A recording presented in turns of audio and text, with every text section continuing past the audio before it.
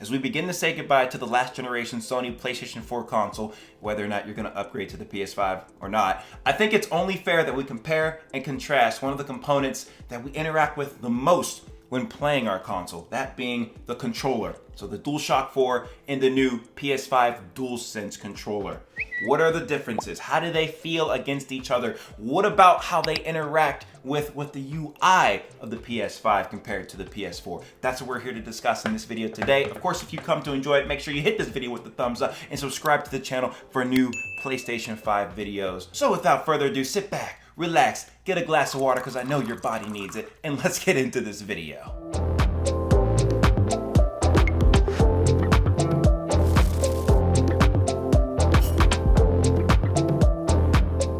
Okay, over on the left side, we have the DualShock 4 controller. Over on the right side, we have the PlayStation 5 DualSense controller.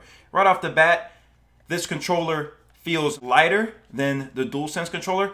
I actually like that slight extra weight in the DualSense controller. It feels less cheap, it feels more durable, versus this, it feels like I could just throw this to the ground and it would just crack. I'm squeezing both of these controllers right now and I can hear the plastic squeezing on the DualShock 4. You hear that?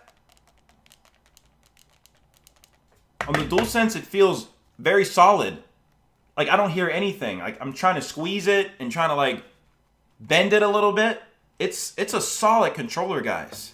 As for the feel of it in your hands, I still think the PS4 controller is comfortable, but it is a bit smaller. And I have pretty big hands, as you can probably tell. I've always been fine with this controller. It's really quick to get to each of the buttons, especially when playing games. I don't have to travel as far as the difference. Versus the DualSense here, you have to travel a bit further to hit the buttons, but the feel of it in your hand is really natural. I like it. Definitely something I can get used to. Also, the D-pad feels much more solid of a piece versus the PS4. This is a bit more squishy of a directional pad. So I definitely like the build quality of all the buttons here. The thumbsticks on the DualShock 4 are okay, but they don't have a lot of grip to them. And when I grab the DualSense, you can definitely feel the texture of these thumbsticks to give you that extra control and grip. Another thing I've noticed between these controllers is how loud the buttons are.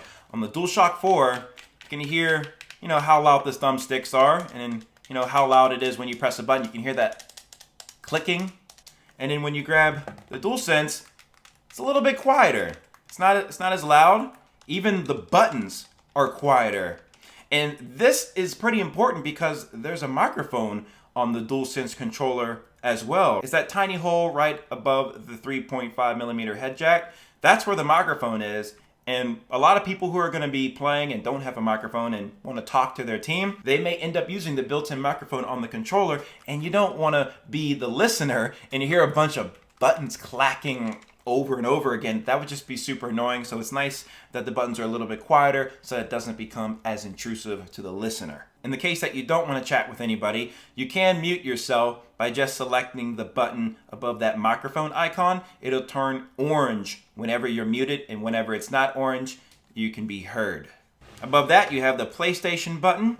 Same thing that you have on the DualShock 4. And from the experience I've had with both of these controllers so far, it is easier to tap this PlayStation Home button on the DualShock 4 as it is a singular solid button.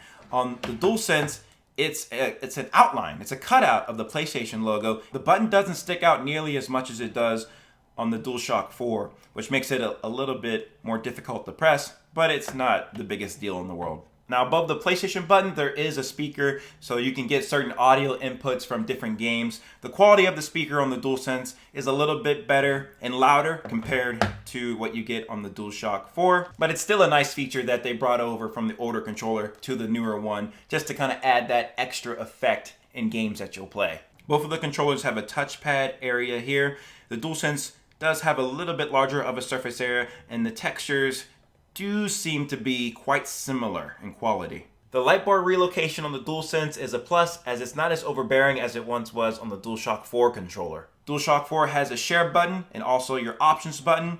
It's pretty much the same on the DualSense controller, except they have icons over on the side here, and this button is no longer the share button. It is now called the create button.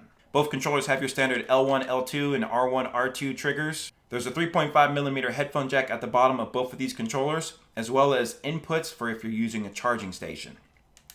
On the top of the controller, you can see that the DualShock 4 uses micro USB versus the DualSense uses USB-C. Micro USB isn't going to charge nearly as fast as USB-C. Why is that a big deal? Well, if your controller battery dies, you can get back into gaming wirelessly with the controller much faster than you would with this controller. So that covers the button layout and the look and feel of the controller, but there's something that we just can't ignore, and that's the vibrations, the haptic feedback, the adaptive triggers that the DualSense offers over the DualShock 4. DualShock 4, okay, you got your standard vibration features. That's awesome. But the DualSense controller offers something that's truly next gen.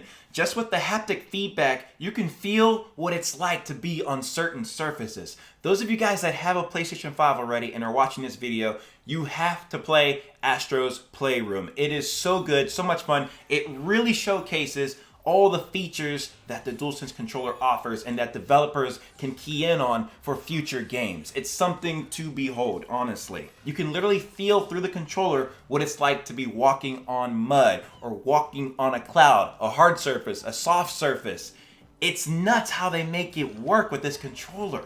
And then if we add in the adaptive triggers on that, so L2, R2, you can really feel what it's like to pull something. Even in a shooter like Call of Duty, I was playing Black Ops Cold War recently, I can feel the different effects that different guns have.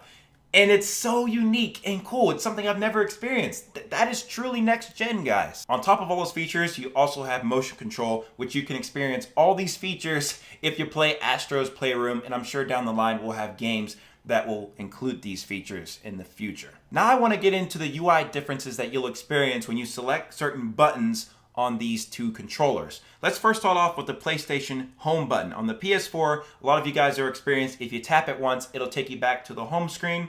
But if you hold it, it'll take you to the quick menu where you can see what friends are online, you can put your PlayStation into rest mode, all that good stuff. How does that compare to the PlayStation 5 DualSense controller? Well, if you tap on the home button, it'll actually bring up your quick menu this time, where you can see who's online, you can do your game switching, you can also put your PlayStation into rest mode through this method as well. Now, if you press and hold the PlayStation button, this is when you'll bring up your home screen, and with all your apps and the whole UI, all that good stuff. So the way the PlayStation home button works on the PS5 console is a bit different than what you experience on the PS4. Now, one button a lot of you guys have been asking me about is the share button versus the create button. Now, a lot of you from this channel know if you tap the share button once, it'll bring up your quick menu for how you want to do your broadcast or record, all that good stuff. You'll get those settings that come up if you tap the share button once on the DualShock 4 controller. Now, if you double tap it, that's when you'll start your recording, and if you double tap it again, it'll stop your recording. Now, how about the create button on the PlayStation 5?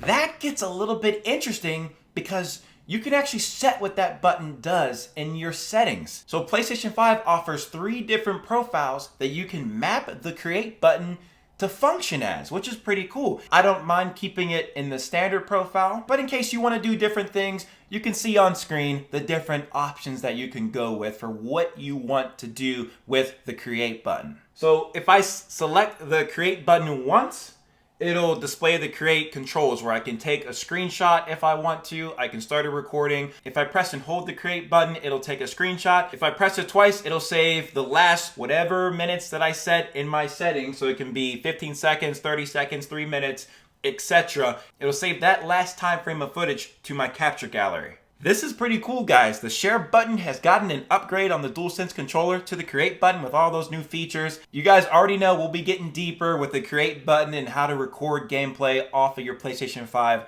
very soon, so you definitely want to stay tuned so you don't miss it. Now, how about if you're playing a game and the adaptive triggers and the haptic feedback is just too distracting? So luckily in the PlayStation 5 UI, you can go to your accessories settings. Within the controllers tab, you can adjust the amount of vibration that you receive in the controller, the trigger intensity, the communication method, which I would usually just leave it Bluetooth. You can also dim the indicator lights to save your battery. Speaking of battery life, on the DualShock 4 controller, battery life lasted about 6 to 7 hours of straight gaming, versus the DualSense, I've noticed about a day to a day and a half at least worth of battery life. Of course, the battery is newer in these controllers, so I expect it to come down a little bit, but as of right now, battery is very solid. The last thing I'm going to touch on here is the compatibility between these two controllers, and this is where the DualShock 4 wins, at least as of right now. Many of you guys saw my video where I was trying to use the DualSense controller with my PlayStation 4, and it just would not happen. It's literally not possible to directly connect this controller, wired, wirelessly, whatever,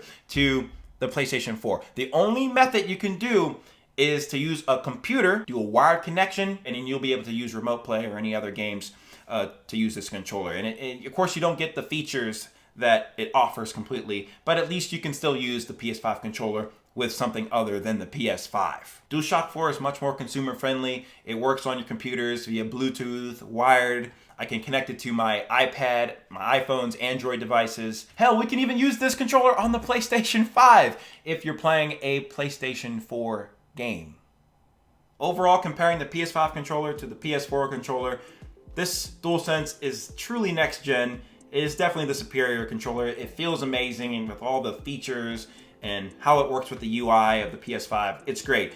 It's just the usability of it when you're trying to use it with other devices. That's where the DualShock 4 is a bit nicer, and it wins. You know, you never know. Maybe they'll add some compatibility with this controller down the line, but as of right now, no, it's not the case. And I've said this again and again, and hopefully you guys understand that if you really want to take advantage of the full features of the DualSense controller, go ahead and get the PS5 whenever you can get it. I know it's hard to get right now, but when you do get it, you'll really enjoy it. It is a good treat.